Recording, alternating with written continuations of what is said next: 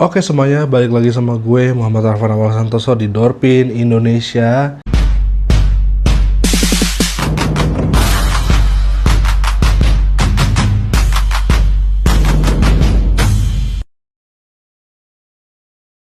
Kali ini kita akan masuk ke segmen yang paling mungkin kalian tunggu-tunggu, yaitu adalah EV Talk. Ini segmen yang gue dedikasikan khusus untuk EV teman-teman ya. Dan gue sih ngelihatnya EV ini semakin hari semakin berkembang dengan sangat pesat. Nggak cuma dari BYD teman-teman ya. Memang kebetulan yang gue punya ini adalah mobil dari BYD teman-teman, tapi gue nggak menutup kemungkinan next akan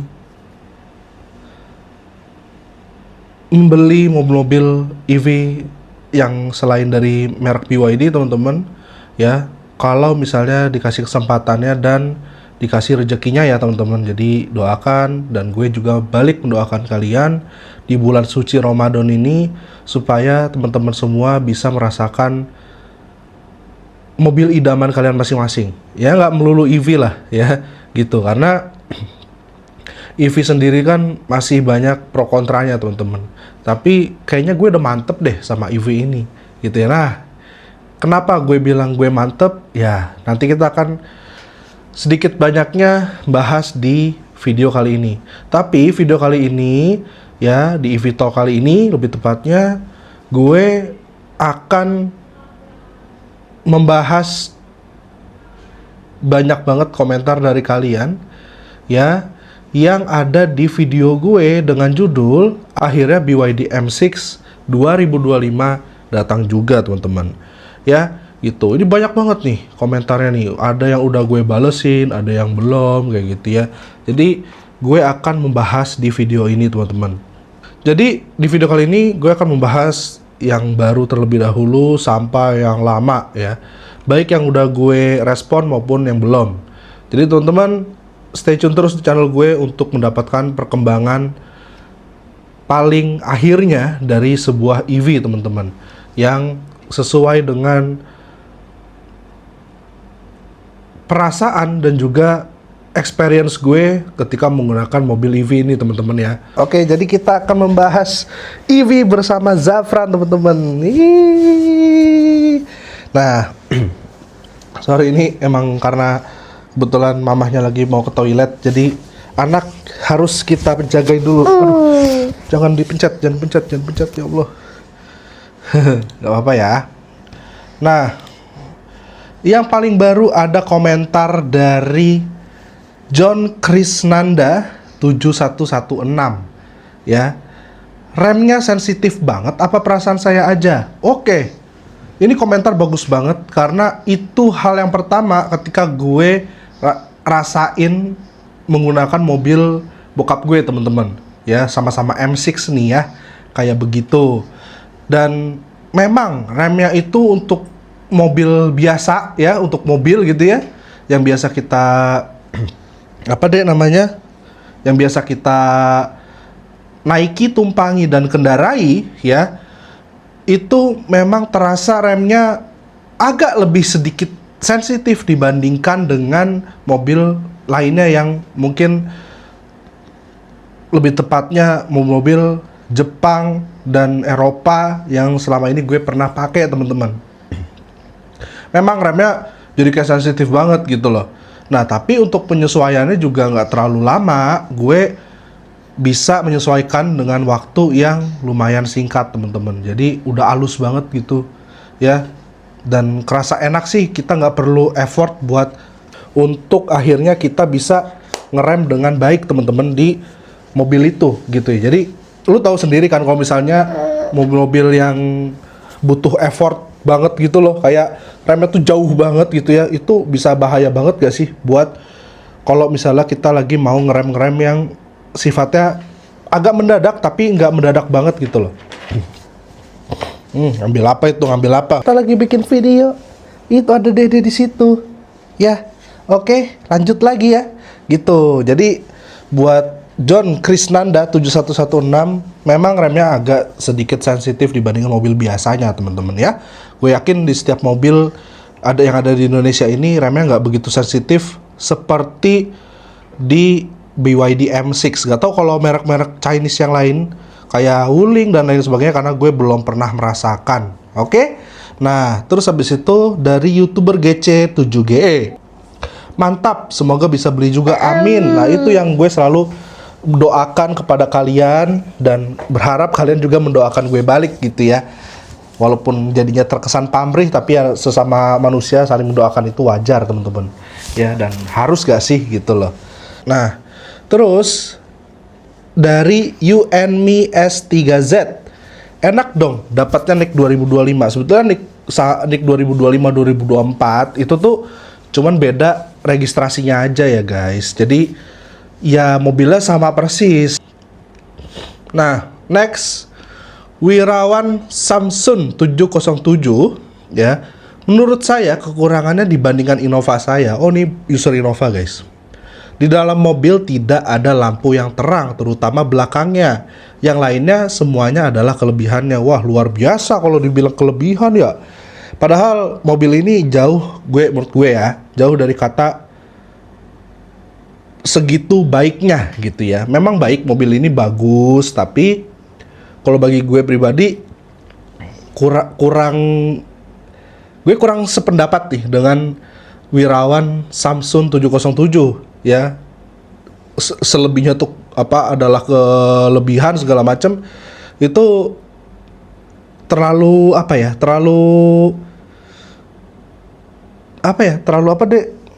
terlalu besar lah ekspektasinya gitu loh ya. Karena gue yang udah pernah pakai mobilnya ini, yang udah merasakan mobilnya ini selama sebulan lebih, ya mohon maaf, BYD M6 ini masih jauh dari kata luar biasa teman-teman.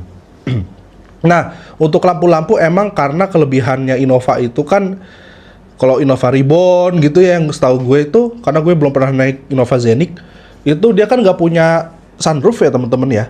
Jadi dia ada lampunya di atas itu. Udah ngantuknya anak gue nih.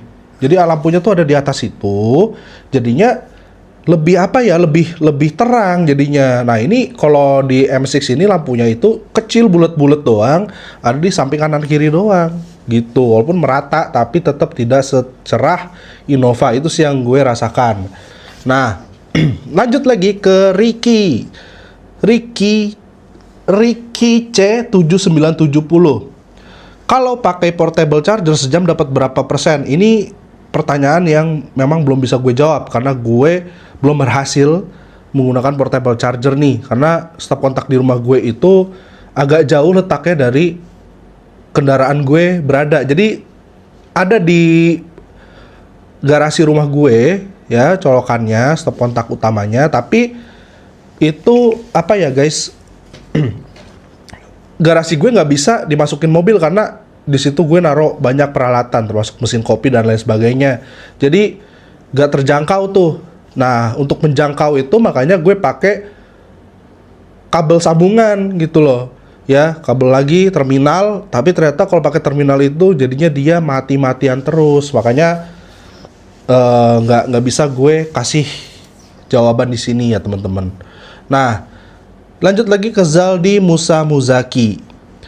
Review kaki-kakinya enak gak kak? Enak mana kalau dibanding Innova Reborn? Ini sebenarnya gue udah ngerespon ya pertanyaan dari Zaldi Musa Muzaki ini. Nah, itu gue bisa bilang kalau dibanding Reborn, empukan Reborn. Kaki-kaki itu, kalau kaki-kaki sih kalau masalah kaki-kaki itu bokap gue Arvin gitu ya, itu dia Arvin bokap gue itu setuju sependapat, itu memang secara kaki-kaki terasa lebih solid, lebih enak aja ya, sebetulnya bukan solid, lebih enak sih BYD M6. Tapi kan kita nggak ada yang tahu ya ke depannya tuh kayak gimana ya, apakah ada masalah ya, lagi-lagi kita nggak ada yang tahu ke depannya tuh bakal gimana nih, apakah nanti akan ada masalah segala macem. Kalau Reborn kan emang udah tua nih umurnya di sini ya, makanya ya kalau dibandingin sama Reborn gue belum bisa ngasih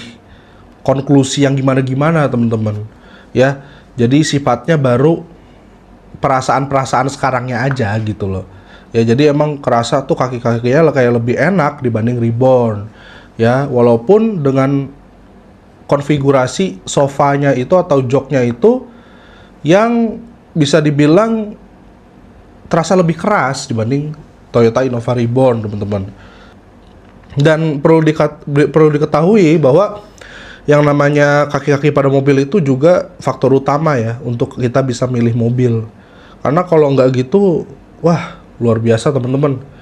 Ruginya itu luar biasa kalau misalnya kita nggak ngelihat kaki-kakinya kayak gimana. Jadi yang sekali-kali kalau kalian pernah lihat reviewnya, misalnya M6 kaki-kakinya begini ada trouble, ada masalah, udah deh nggak usah dibeli deh, beneran deh ya, karena itu krusial banget untuk sebuah mobil, teman-teman. Nah sekarang next dari Aji Wibawa 7838. Bang, kira-kira suspensinya apakah senyaman Reborn? Kira-kira mirip berapa persen dengan Reborn? Kalau berapa persennya gue nggak bisa bilang ya, lebih baik berapa persennya, tapi kalau itu perasaan gue sementara ini, gue bisa bilang lebih enak ya, kayak gitu. Nah yang terakhir dari Open Order Channel, gue jual gue keju, tanya-tanya. Gue nggak tahu maksudnya komentarnya apa, tapi yang jelas terima kasih udah komentar. Ya udah segitu ya. Jadi teman-teman komentar terus di channel gue, karena di video-video gue, karena gue sangat suka tuh balas-balasan komentar dari kalian ya, gitu. Gue lebih seneng kalau misalnya gue dikomentarin daripada di like doang, di view doang kayak gitu ya, di subscribe doang gitu loh. Ya, terima kasih yang udah komentar. Dan sekarang saatnya kita bahas nih kenapa gue udah mantep banget sama EV ini. Nah, seperti tadi gue bilang, M6 ini adalah mobil yang jauh dari kata luar biasa. Kita nggak bilang sempurna karena buatan manusia itu nggak ada yang sempurna. Buatan Allah aja, Allah sengaja ciptakan manusia itu nggak sempurna gitu loh. Biar sebetulnya manusia tuh sadar ya, biar manusia tuh sadar bahwa kita tuh hanyalah makhluk kayak gitu. Nah apalagi ini ciptaan manusia, mana ada yang sempurna gitu loh ya. Jauhlah dari kata luar biasa, apalagi dari kata sempurna gitu. Jadi untuk masalah-masalah apa ya, kekurangan yang kecil-kecil menurut gue itu bisa ditolerir. Cuman kayak kekurangan yang ada di kaki-kaki apa segala macam itu nggak bisa ditolerir, teman-teman.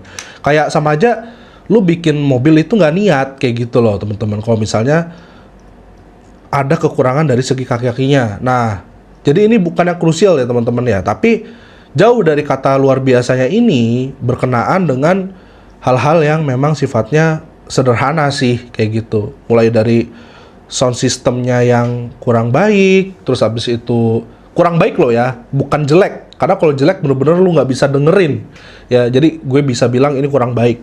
Jadi masih nyaman didengarin, tapi untuk kualitas jauh berbeda dengan mobil-mobil yang waktu kemarin ini gue pakai, apalagi Mazda CX-3. Walaupun dia bukan dari Bose seperti kakak-kakaknya, tapi bisa gue pastikan Mazda CX-3 ini dari segi sound systemnya itu udah luar biasa. Jadi gue nggak sama sekali upgrade dari segi sound system. Nah untuk M6 ini gue sih punya pikiran untuk upgrade nih ya sound systemnya, karena ternyata gue dapat pencerahan nih ya dari bokap gue. Kalau misalnya sistemnya ini PNP teman-teman ya, itu nggak menghanguskan garansi, jadi aman gitu loh. Nah gue pingin tuh ya, nanti kita lihat-lihat lah toko-tokonya ya, kira-kira mana nih yang cocok nih untuk upgrade sound system kita nih ya teman-teman ya. Nah itu, dan banyak hal lainnya yang menurut gue kayak masih ada janggal gitu ya. Tadi gue baru nemuin tuh waktu di jalan, untung ini perjalanan hanya dari Bintaro Jaya Exchange ke rumah gue yang paling cuma 10 menit, dan gue medannya udah hafal semua gitu loh. Tiba-tiba di jalan mati si head unitnya, plak gitu. Nah gue bilang, wih tumben nih, ada apa gerangan nih kayak gitu ya. Nah itu nanti mungkin gue bisa konsultasikan juga tuh ya kepada teknisi BYD atau montirnya BYD atau apalah, gue kurang ngerti ya. Mungkin di service assistantnya di BYD nanti kita bisa konsultasikan juga. Tapi yang jelas setelah gue restart ya, gue matiin terus nyalain lagi, itu udah bisa kembali lagi dengan normal. Sampai sekarang belum mati lagi, alhamdulillah. Tapi ya nggak lucu juga lagi jalan begitu tiba-tiba head unit mati. Padahal di mobil listrik itu mayoritas pengaturannya itu bisa berada di head unit teman-teman. Tapi untuk di M6 ini alhamdulillah banyak pengaturan yang masih ada di menggunakan tombol-tombol fisik. Oke, nah terus kekurangan yang lainnya ada di bagian ya fitur yang miss banget nih, nggak ada automatic wiper, bahkan di Wuling Cloud EV tipe paling rendah pun ada. Jadi gue kayak nggak apa ya, kayak kok bisa ya gitu loh. Ini padahal nih penting banget buat gue gitu loh. Jadi gue nggak usah melulu effort untuk naik turunin wiper apa segala macem, karena itu zaman sekarang tuh udah wajib banget guys ada kayak gitu fitur ya. Justru ADAS itu ada beberapa ADAS yang nggak perlu gitu loh ya, kayak misalnya untuk di dalam kota tuh ya, kayak apa namanya, apa guys yang diunggul-unggulkan di mobil-mobil EV zaman sekarang tuh ADAS-nya itu cruise control yang model pakai kamera tuh ya, apa namanya tuh ya, itulah pokoknya ya, yang bisa mengatur kecepatan apa segala macem otomatis. Dia benar-benar ngikutin mobil depan aja udah gitu. Jadi kalau misalnya mobil depan nggak tahu kemana lagi ya udah gitu, nah gitu loh ya gitu. Dan ada kejadian waktu itu Arvin nyobain sama bokap gue juga di M6 itu, bener-bener dia karena keasikan pakai cruise control yang model kayak begitu teman-teman, enak nih tiba-tiba ya kelewatan aja yang harusnya exit tol gitu, tiba-tiba udah kelewatan aja gitu exit tolnya. Karena ya gitu ya, zaman sekarang tuh harusnya lebih advance kayak Tesla gitu ya, dimana pakai map itu dia bisa mengikuti navigasinya teman-teman kayak gitu loh. Kalau sekedar kayak gitu-gitu doang jadinya kayak malahan gimmick gak sih kayak gitu loh. Ada ngeselinnya juga soalnya gitu loh ya gitu. Justru kayak begitu-begitu harusnya ditiadakan aja nggak masalah. Tapi untuk kayak rain sensor atau ya wiper otomatis ini itu harusnya ada dong gitu loh. Duh sayang banget deh. Makanya itu dia kenapa gue kepingin untuk beli mobil EV yang lainnya, karena ya kalau misalnya M6 gue pakai untuk sekali-kali keluar kota segala macam tuh masih oke gitu ya. Tapi kalau misalnya di dalam kota kayaknya lebih enjoy pakai mobil-mobil yang bentuknya rada kecil, apa dimensi agak kecil kayak Cloud EV lah ya. Itu pokoknya nggak kecil gak gede tapi nyaman, tapi ya gitulah. Itu nanti gue coba cari tahu dulu deh ya gitu. Ya jadi nggak menutup kemungkinan akan ada EV selanjutnya yang gue pinang teman-teman. Tapi dari sekian banyaknya kekurangan si BYD M6 ini, menurut gue BYD M6 ini cocok banget untuk jadi mobil EV pertama gue, dan akhirnya meyakinkan gue untuk wah, apakah akan ada next EV gitu kan. Nah, karena BYD M6 ini malah gue jadi yakin gitu loh sama mobil EV ini teman-teman. Ya dari yang tadinya ya kita bicara tentang range anxiety teman-teman, yang biasanya gue ngecas itu di angka 60-50, sekarang gue ngecas di angka 30. Udah aman aja gitu. Karena gue bener-bener yakin mobil ini tuh sesuai dengan, bukan sesuai, tapi range-nya itu nggak sesedikit itu. Makanya gue udah pede banget sama mobil EV teman-teman. Nah itu kan untuk yang range-nya 530 km sesuai dengan NEDC.